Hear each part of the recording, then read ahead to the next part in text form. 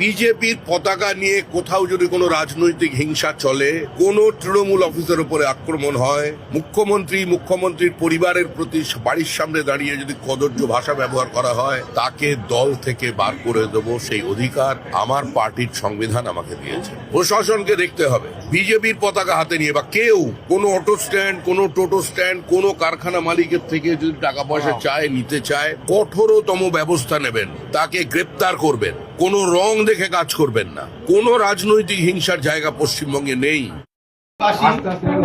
যারা অন্যায়ের সঙ্গে দুষ্কৃতী যারা জড়িয়ে আছে তাদেরকে সতর্ক বার্তাও এটা দেওয়া হচ্ছে, কোনো রকম যাতে এলাকায় অশান্তি না করে।